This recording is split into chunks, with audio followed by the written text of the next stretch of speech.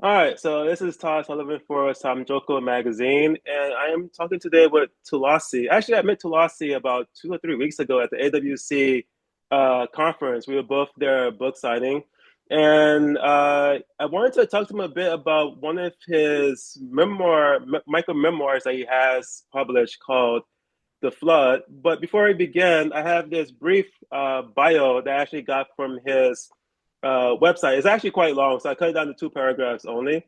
Tulasi, and I'm not going to try to pronounce his last name, PhD, originally from Nepal, began his American journey in 2008.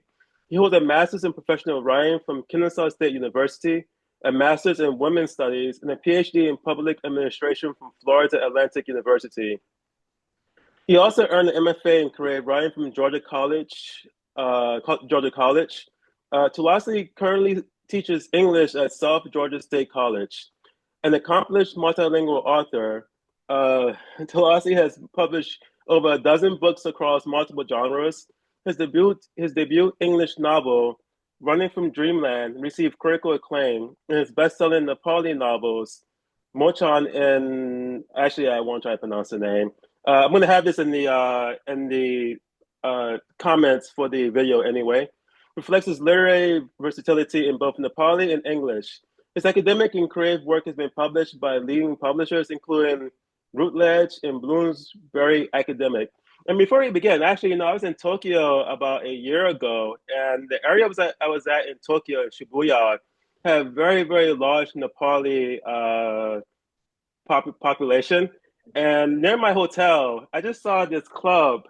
It was in the basement club, and I went in there. It was so strange because completely Nepali. There was not one Japanese person, one non-Nepali person. And I spent 2 nights there. I went there 2 nights. And it was a really fun time. They're actually really nice people. So anyway, as I speak to you, I'm actually thinking about that experience. Very strange experience, but still very fun. So before we began, I asked Tulasi if he would read an excerpt from his piece, The Flood. So Tulasi, can you just say your full name, the title of the piece, and then go ahead and read the excerpt? Yeah. Thank you, Todd, for having me today and then just, giving this opportunity to have a conversation with you. My name is Tulasi, that's the first name, and Acharya, that's my last name. So Tulasi Acharya is my name. As you know that I'm originally from Nepal and glad to see that, you already met people from Nepal. So that's so cool. And thank you. Yes, and then my piece, The Flood, it's not a memoir, it's just a short non-fiction story. But the most recent memoir that came out a couple of weeks ago is just up there in the background. You can see that's Like Water and Leaves of Shadow. So with that said, let me read a few paragraphs from that, my non-fiction, the story, the Flood, entitled The Flood. Flood, 1984. I was 4 years old. Heavy Sunni rains had been pouring down for a week, causing the Bakra River to overflow its banks. The river was just a mile west of my parents' house in Charghari, in the village of Madhumalla in the Morang district. The house survived many monsoon seasons. My mother endured her labor pains in that house where I was born. My father, along with his brothers, had toiled for a month to build it. The house sheltered us and the bees. The bee-covered hives looked like big black clumps of living mud suspended from the ceiling of the veranda. The bees never bother us, even if we bother them at times. They occasionally stung us as they defended themselves, but the inconvenience did not seem particularly significant, so we let them be. They lived with us like they were our family members. I sucked on a honeycomb as I ran about, honey dripping off my elbows, my mouth painted with sticky layers which dried and coated my face with a filmy, translucent sweetness. The house had a small attached barn for cattle and a storeroom to keep the harvested crops through the winter. It was a thatched house, but much stronger and more spacious than the house we would eventually have to build. That is it for now. All right, and cool. Actually, you're not the first in Nepal. That wasn't my first Nepali experience. I went to Morehouse for a year and a half. and I met a guy from Nepal named Budan, and we actually hang out a lot. He was actually like 2 years older than I was. He was a really cool guy, actually. Now I wonder where he is today. All right, so the first question I want to ask you is, uh, what is your process of writing?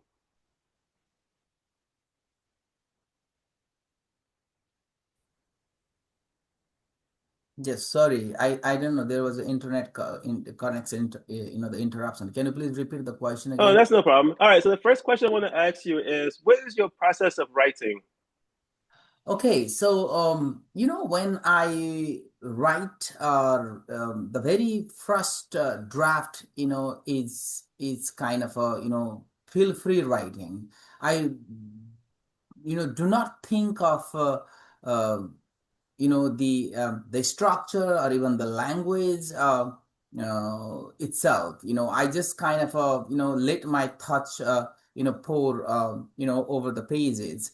I just let my pen continue with whatever the touch that I have on my mind. I do not worry about structure. It's a very very fresh draft. The so in any language writings it talks about the first city first draft, and my draft is very very raw. It doesn't think of anything structure wise or even language wise. So it is very very rough. That is how I begin with, because when I start thinking of all those elements and craft, way before, that will create sort of a writer's block, and I cannot continue moving forward. So this is how I begin with.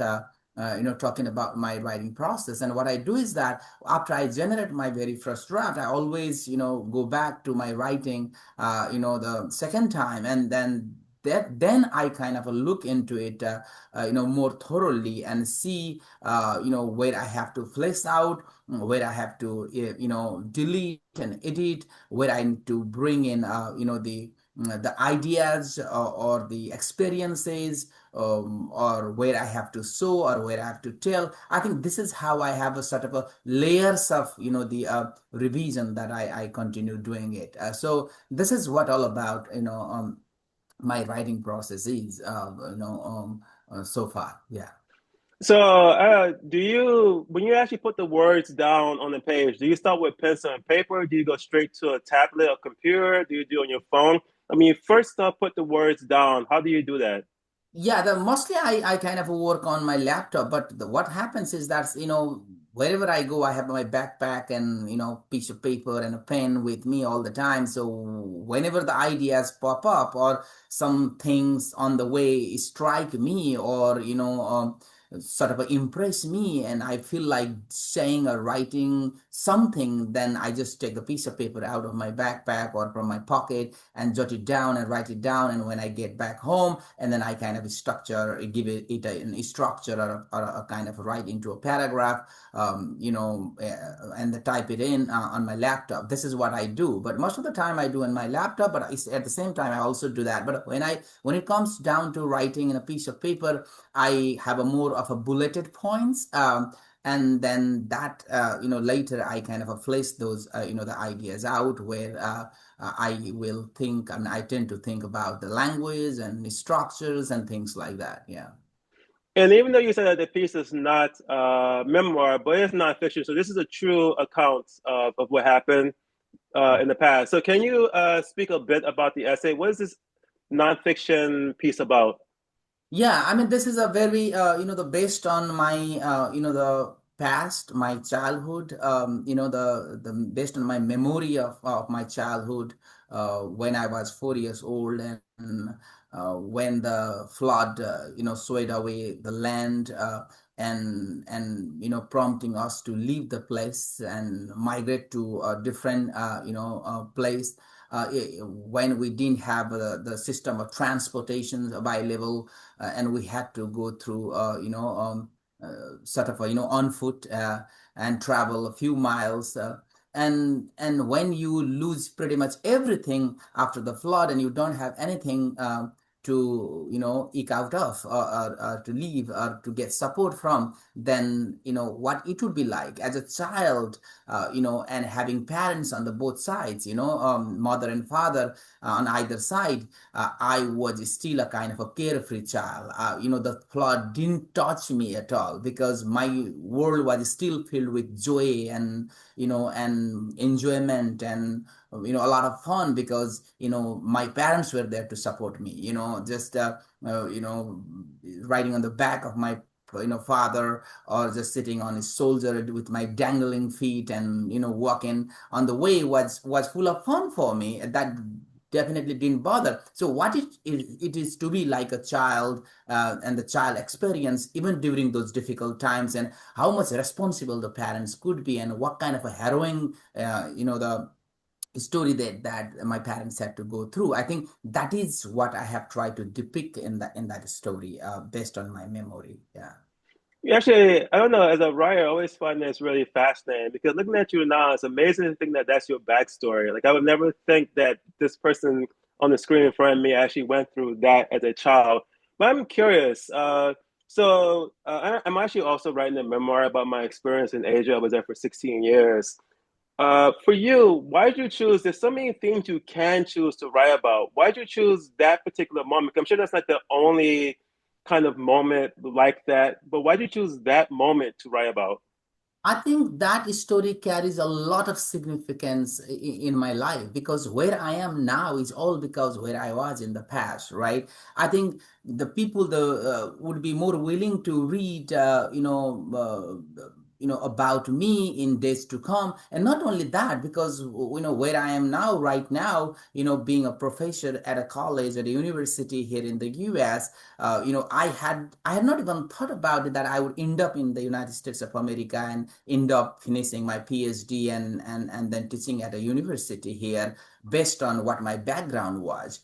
So coming through all the way from there to where I am now, is sort of a very much of a a motivational, the factor for me itself. So I always wanted to look back, and see where I was, and that always motivates me all the time. That always inspires me all the time. So writing is also sort of a therapeutic and influential and motivational, and inspirational, the source for me as well. So that's why when I reflected on my past, I think that really played an instrumental role in my life, in my writing career as well. So why not to write about it? I think that is something more engaging, for myself, to bring it out into the world for the reader to read it. So that's the reason why I wanted to add. Even if there are so many other stories to tell, or even if there are so many other things to write about, I think that is still engaging and fascinating for myself. And then always good to look back and see where you were in the past. So yeah.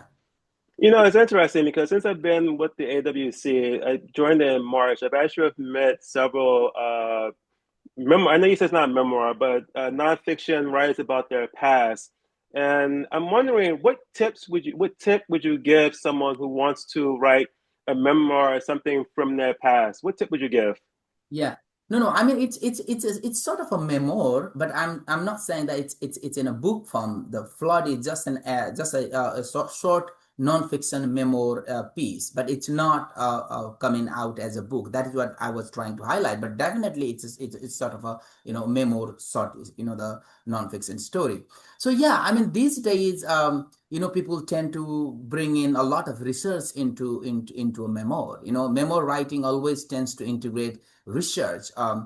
Even in this memoir, in this nonfiction, the short story that I have written in Flood, I think I've tried my best to bring in the Hindu culture, Hindu myth, a little bit of a story, that has some sort of a touch on Hindu mythology, and that will, I think, will help the reader connect themselves to their own culture, or to their own, the religious and mythical story as well, or maybe help them see through, from other people's cultural perspective, or help them walk in the shoes of the character within the story. So that's why memoir writing is definitely has to be very coming from your own life based story, or based on your memory, based on your real events. But at the same time, it is always good to integrate the research within it and then weave in within the story and make it more cohesive and well integrated. And that is something where we see Memoir doing so well. And maybe you just kind of answer, but I ask you anyway, just in case you want to add anything to it. So again, for me writing a memoir, it goes back 17 years. And so, the memory is very foggy and you try to grasp for what you kind of remember. So what tip would you give on writing events from the far past, like 17 years, 20 years, 30 years? What tip would you give about writing about these past memories? Yeah, definitely. I mean, the when you are writing based on your memory, when you write your past or the events that you came across or you experienced or witnessed, and you are writing on that or about that based on your memory, definitely you might not be 100% true or correct at some point because you are doing best of your memory. So there is a little bit of leeway, and it's based on your memory because you might have to play with a little bit of your imagination as well. But again, you will try your best to make it, or you truly think that is your past. You truly think that is what you experience, that is what you witness. And there might not be like 100% right or true, but this is how you felt, this is how you observe. So I think if you're writing about your past or events, definitely you'll be writing based on your memory, but at the same time, you'll be very realistic and true to your past as much as you can remember, as much as you can memorize. But at the same time, try to share your thoughts, your experiences, your reflections, the scenes, the moment, that how you felt. I think being realistic to your the past and what sort of reflection experiences that you went through, I think that is key, that is very very important, and that is something the reader wants to know or hear about or hear from you. So that's what I want to say. And this question is not on there. I didn't see you beforehand. So if you have an answer, it's fine. If you don't, it's also okay. So again, I taught in Korea and Taiwan. And one of the things the students struggle with is writing in a non-native language. So they were trying to write in English. And I'm guessing, is English your native language? English is not my native language. Nepal is my native language. I started writing in English only after I came to the United States, a decade ago, and it's challenging, but it is fun. One of the advantages of writing in both languages, Nepali and English, is that I can integrate both cultures within the story. Right, that's the benefit, the advantage I have. I know English audience, I know Nepali audience, the readers as well. So how to address both audience, the readers, if I'm writing in English, right? If I'm bringing Nepalese culture and then writing it in English. So, like switching code or maybe using the same organic, Nepali language and then perhaps finding a way to, reiterate or maybe rephrase or interpret in a way. I think I can find a lot of, a leeway, a room for characterizations, and so who the characters, the demeanor based on how he speak or what he speak. I think that gives me a lot of space and room to work on, as I practice writing in both English and Nepali languages. So it is kind of challenging, but at the same time, it's fun too to work on both languages. Yeah. All right, that's it actually. And so before we actually the last question, can you mention a memoir that you felt was exemplary and then why? I mean, there are many memoirs written. The one of the most recent memoir I read was Education. I forgot the name of the author. That was also a good memoir, although some of the things I would still not, agree, or I still have some sort of a counter arguments. But more than that, the two of the memoirs that I have read so far really interest me even these days. I think one is by Joan Didion. She's one of my favorite writers as well when it comes down to writing memoir, The Year of Magical Thinking. I think that is one of a brilliant book. And also the last one that I read was, forgot his first name, the Kalanidhi's When Breath Becomes Air.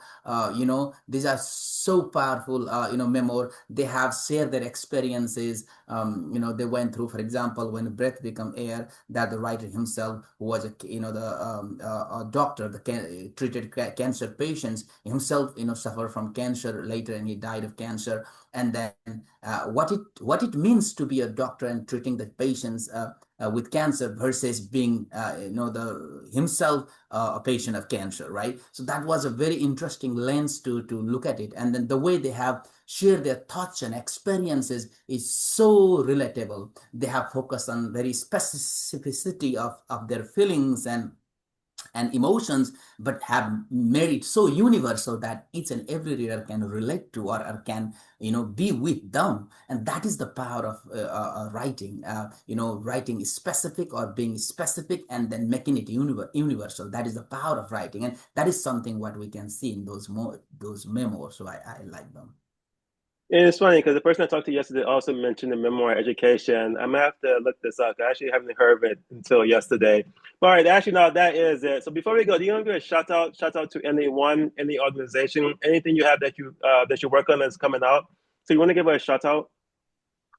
I mean, I really don't have much to say, but right now, I just my book, Like Water and Leaves of Taro. It's a memoir that came out 4 weeks ago, almost a month ago, and this is the book. I strongly recommend. Anyone can read it. Basically, bring different cultural perspective into play. It is sort of a meditation on loss, but at the same time, how the death can play a very significant role in one's life, and what it means to be in a different cultures and cultural settings. I think that could be. I mean, I have done a lot of research, when I wrote this book, so I think that might be very beneficial for the readers out there. So that's what I want to say for that. All right, and thank you so much for joining, Tulasi. So I'm gonna stop recording now. Thank you.